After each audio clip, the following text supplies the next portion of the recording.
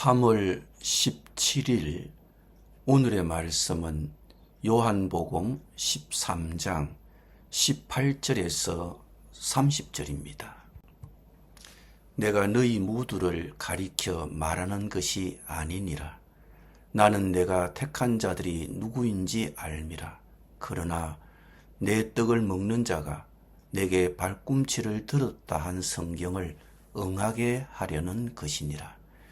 지금부터 일이 일어나기 전에 미리 너희에게 일러두면 일이 일어날 때에 내가 그인 줄 너희가 믿게 하려 함이로라. 내가 진실로 진실로 너희에게 이르노니 내가 보낸 자를 영접하는 자는 나를 영접하는 것이요 나를 영접하는 자는 나를 보내신 이를 영접하는 것이니라. 예수께서 이 말씀을 하시고 심령이 괴로워 정언하여 이르시되 내가 진실로 진실로 너희에게 이르노니 너희 중 하나가 나를 팔리라 하시니 제자들이 서로 보며 누구에게 대하여 말씀하시는지 의심하더라. 예수의 제자 중 하나 곧 그가 사랑하시는 자가 예수의 품에 의지하여 누웠는지라. 시몬 베드로가 머릿짓을 하여 말하되 말씀하신 자가 누구인지 말하라 하니 그가 예수의 가슴에 그대로 의지하여 말하되 주여 누구니이까? 예수께서 대답하시되 내가 떡 한 조각을 적셔다 주는 자가 그니라 하시고 곧 한 조각을 적셔서 가룟 시몬의 아들 유다에게 주시니 조각을 받은 후 곧 사탄이 그 속에 들어간지라. 이에 예수께서 유다에게 이르시되 네가 하는 일을 속히 하라 하시니 이 말씀을 무슨 뜻으로 하셨는지 그 앉은 자 중에 아는 자가 없고 어떤 이들은 유다가 동궤를 맡았으므로 명절에 우리가 쓸 물건을 사라 하시는지 혹은 가난한 자들에게 무엇을 주라 하시는 줄로 생각하더라. 유다가 그 조각을 받고 곧 나가니 밤이르라. 아멘.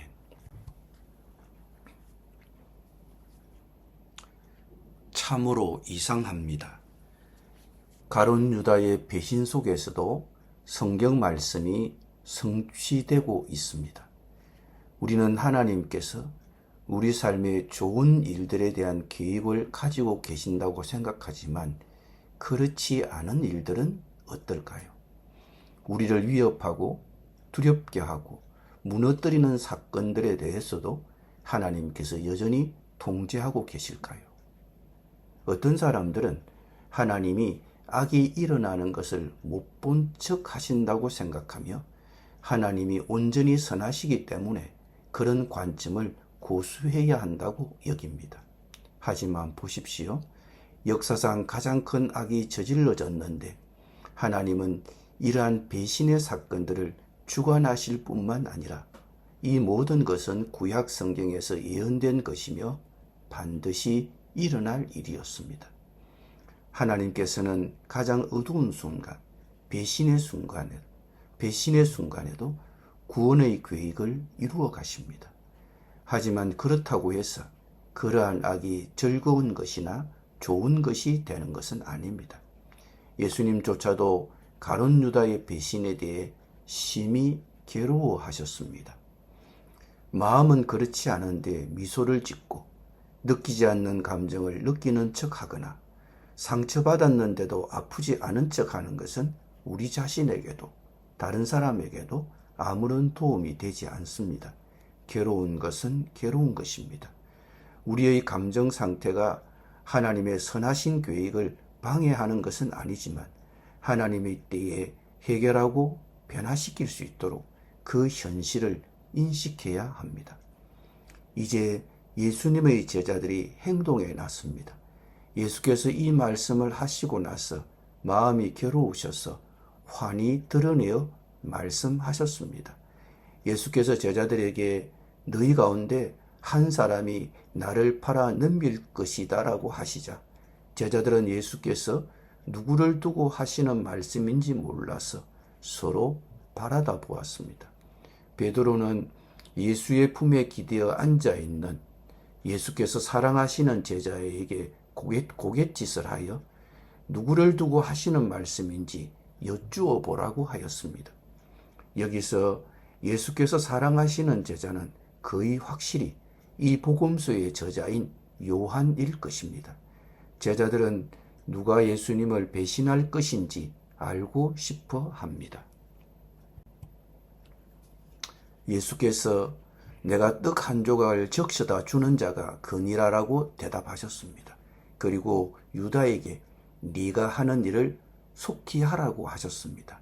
아마 유다는 당연히 자신의 계획이 발각된 것은 아닌지 걱정했을 것입니다. 예수께서 너희 중 하나가 나를 배신할 것이다라고 말씀하실 때 자신을 가리키신 것임을 분명히 알았을 것입니다. 그리고 예수께서 유다에게 네가 하려는 일을 속히 하라고 하신 말씀은 예수께서 자신의 계획을 알고 계시다는 것을 알려주셨습니다. 그리고 이를 더욱 분명히 하시기 위해 주님께서는 유다에게 매우 의미 있는 행동을 하셨습니다. 빵 한 조각을 적셔서 유다에게 주신 것입니다. 예수께서 유다에게 이렇게 하신 목적은 그의 양심에 마지막으로 호소하시는 것이었습니다. 만약 유다가 회개할 기회를 얻었다면 바로 이 순간이었을 것입니다. 주님께서 자신을 배신할 것을 아시면서도 이런 일을 행하셨다는 사실에 양심의 가책을 느끼고 유다는 마음이 누그러져서야만 했습니다.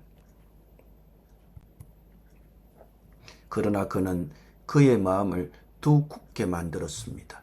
27절은 그 후에 사탄이 그에게 들어갔다라고 말합니다.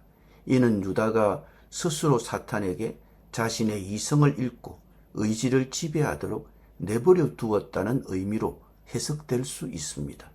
이는 예수님께서 회개할 기회를 주셨음에도 불구하고 유다가 예수님을 배신하고자 하는 마음을 굳힌 것입니다. 더 넓은 성경적 맥락에서 볼 때 유다의 배신은 구약의 예언을 성취하는 것입니다. 비록 하나님께서 유다의 배신으로 이어지는 사건들을 주권적으로 계획하셨지만 유다는 자신의 비열하고 끔찍한 행동에 대한 도덕적 책임을 져야 합니다. 사탄은 유다가 허락하지 않았더라면 그에게 들어올 수 없었을 것입니다. 만일 그가 원수에게 아니오라고 말할 의지가 있었다면 주님의 모든 중보 능력이 그 순간 그에게 임하여 그를 강하게 했을 것입니다.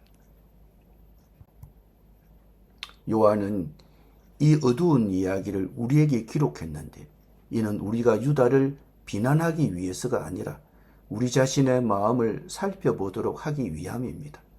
하나님의 은혜가 없다면 우리는 모두 유다와 같습니다. 유다는 우리에게 다음을 보여줍니다. 죄의 끔찍한 본질입니다. 그것은 하나님의 영광을 저버리는 것이며 하나님의 사랑을 배신하는 것입니다. 그리고 위선자는 다른 사람들을 속일 수는 있지만 하나님을 속일 수는 없습니다. 하나님은 우리의 마음을 아십니다. 돌이킬 수 없는 시점, 즉 회개하고 구원받기에는 영원히 너무 늦은 시점이 있습니다. 아무도 그 시점을 정확히 알지 못하지만 결코 무시해서는 안 될 마감일입니다. 그래서 성경은 이렇게 말합니다. 보십시오. 지금이 은혜 받을 때요.